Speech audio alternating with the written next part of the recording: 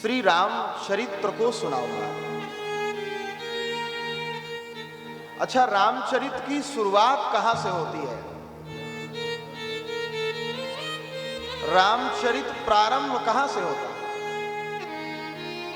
गंभीरता पूर्वक समझने का विषय है।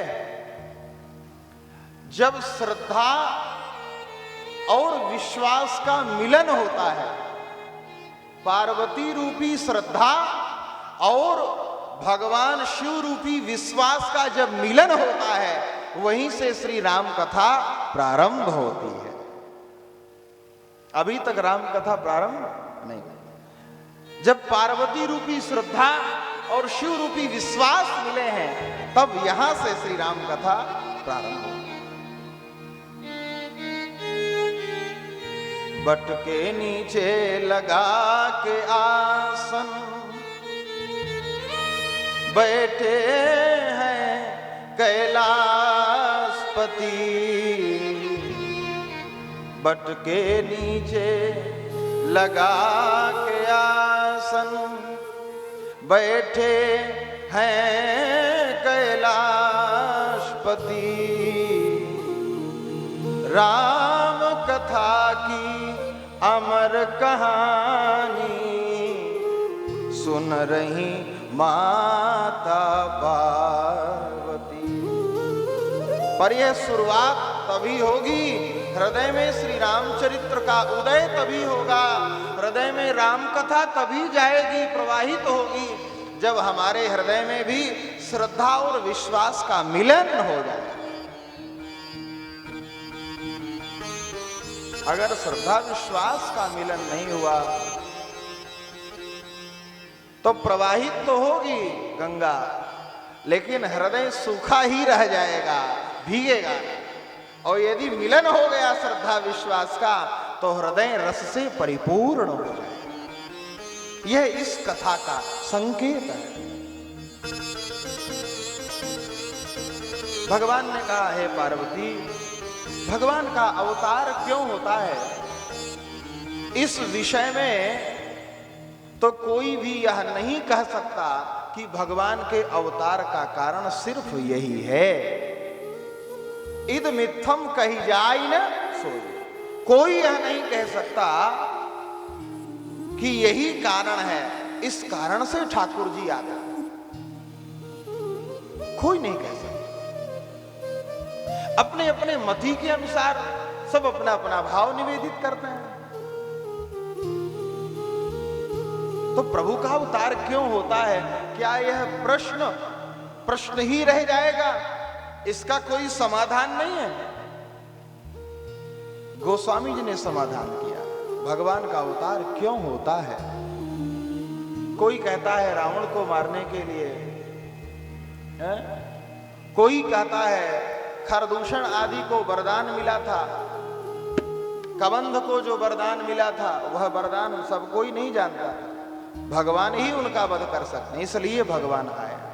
लेकिन गोस्वामी जी ने कहा, भगवान किस लिए आते हैं? बोले, जब कोई केवट जैसा हठीला भक्त गंगा जी के किनारे प्रतीक्षा में खड़ा रहता है कि वे ठाकुर जी कब आएंगे, जब कोई भक्तिमती माता सबरी जैसी भक्ता कोई इंतजार करती है कि हे रघुनंदन कब आओगे भीलनी की डगरिया, तो इस प्रकार का जब भक्त प्रतीक्षा करता है, तब श्री ठाकुर जी अवतार लेते हैं। सो केवल भगतन हित लागे, सो केवल भगतन हित लागे, परम कृपाल जनक अनुरागी, परम कृपाल भगतन लागे, सो केवल भगतन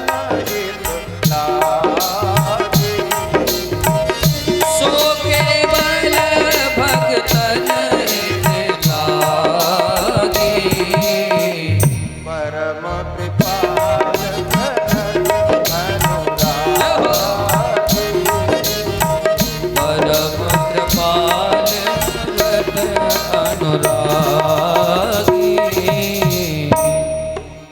गोस्वामी जी कहते हैं सो केवल भगतन हित लागे।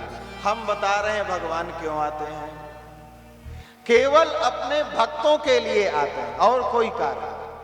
गोस्वामी जी ने गारंटी से कह दिया केवल मात्र, ये शब्द विशेष जोर जिस बात पर देना होता है उसके पहले प्रयुक्त होते हैं।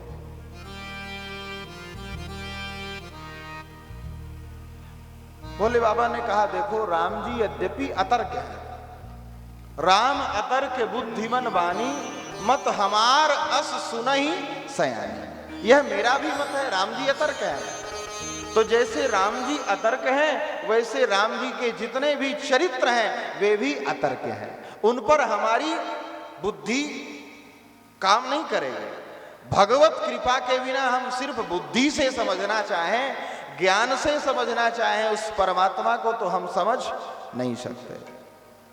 राम अतर्क क्यों? तर्क किसका विषय है? बुद्धि का विषय है। और बुद्धि तो संसार तक ही रहती है, उस परमात्मा तक जाने के लिए बुद्धि की कोई जरूरत है ही नहीं। वहां तो प्रेम हो, वहां भक्ति हो, वहां भाव हो, जिसको श्री ठाकुर जी के पास हो। बुद्धि वाले को तो और बाद में मिलते हैं भगवान, मूर्ख को पहले मिलते हैं और ज्ञानी को बाद में मिलते हैं। और मूर्ख की जो भगवान का भक्त है कुछ नहीं जानता है, सिर्फ ठाकुर जी का प्रपन्न शरणागत है, उसके ऊपर तुरंत कृपा। और भगवान ने तो नारद जी से कह भी दिया कि मेरे दो पुत्र हैं, एक बड़ा है एक छोटा है। महाराज बड़ा पुत्र कौन है? मोरे प्रौढ़ तनय सम ज्ञानी और बालक सुत सम दास अमानी। अम्मा सबसे ज्यादा किसकी देखभाल करती? बड़े पुत्र की कि छोटे की? छोटे की देखभाल करे। अगर बड़ा बेटा जाए कहीं बाहर तो माँ उसको लंच बना करके दे दे, ले जाओ। और इसके बाद शाम को जब फ्री होगी तब फोन करके पूछेगी पहुंच गए? हाँ पहुंच गए। भोजन कर लिया था, हो गया काम। और छोटा बेटा हो तो छोटे पुत्र के पीछे माँ दौड़ती रहती, लाला अभी तूने कुछ खाया नहीं? अब वो कहता है मैं अभी नहीं खाऊंगा।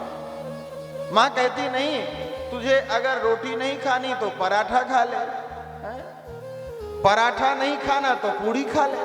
घूमती है माँ और थाली में लिए लिए एक कौर खिलाती है, तब तक फिर वो आधा किलोमीटर चक्कर काटता है। अब प्रतीक्षा में रहती कब आवे फिर दोबारा पाओ। भगवान का भी यही हाल है। वे कहते हैं जो अज्ञानी है वह मेरा छोटा पुत्र है और जो ज्ञानी है वह बड़ा पुत्र है। अच्छा मेले में जाओ तो अगर माता पिता अपने बच्चों को लेके जाते हैं तो जो 20 बरस का लड़का है उसका हाथ पकड़ते हैं कभी? नहीं पकड़ते, क्योंकि बड़ा है वो घूम टहल करके फिर आ जाएगा लौट करके। लेकिन यदि छोटा बालक हो तो मां क्या कभी उसका हाथ छोड़ती है? कभी नहीं छोड़ेगी, क्योंकि वह लौट करके आ नहीं सकता। कितना लाभ है बड़े बनने में और कितना लाभ है छोटे बनने में, अच्छे से विचार कर लेना चाहिए। बड़ा बने कि छोटा बने। और महाराज एक बात तो मैं और निवेदन कर दूं, बड़े बच्चे को तो बहुत समझ करके बोलना होता है माता पिता के सामने। एक भी शब्द अगर धोखे से इधर उधर निकल गया, वोटर कार्ड बनने के बाद तो उसका संदेश बहुत बड़ा जाता है। 18 वर्ष के बाद मतदाता पहचान पत्र बन जा, फिर बोल दे कुछ। और जो छोटा बेटा है वो माता पिता को चाहे जो मनावे सो कह दे। माता पिता बुरा तो मानते नहीं, हंस के और गोद में लेते हैं, अरे कोई बात नहीं मेरे लाला, क्यों नाराज है। भगवान का भी यही हाल है। भगवान कहते हैं करऊं सदा तीन के रखवारी और जिमी बालक राखई महता। मैं अपने भक्तों की इस प्रकार से रक्षा करूं। तो बड़ा बनने में फायदा नहीं, छोटा बनने में फायदा है। इसलिए राम अतर्क्य बुद्धिमन बानी, और मत हमार अस सुनहि सयानी। राम जी के जन्म के बहुत कारण है, भगवान शिव कहते हैं। और परम विचित्र एक ते एका, लेकिन इसके बाद भी जन्म एक दुई कहूं बखानी, सावधान सुनु सुमति भवानी। एक आध कारण मैं आपको बताऊंगा, और ऐसा कह करके भोले बाबा ने 5 कारण बताए, बहुत गंभीरता से सुनेंगे। 5 कारण बताए। महाराज जी, राम जी के अवतार को गोस्वामी जी ने अवतार कहा, यह बात तो समझ में आती है, लेकिन पुनि प्रभु कहु राम अवतारा कह दिया, लेकिन रावण के लिए भी कहा, कहे सी बहुरी रावण अवतारा। रावण के लिए भी कहा कि रावण का अवतार हुआ। यह थोड़ी सी बात विपरीत समझ में आती है। भगवान का अवतार हो यह तो ठीक है, राक्षस का काहे का अवतार? यह जो रावण है यह भी कोई सामान्य नहीं है, हैं? इसलिए रावण के लिए भी लिखा, कहे सी बहुरी रावण अवतारा।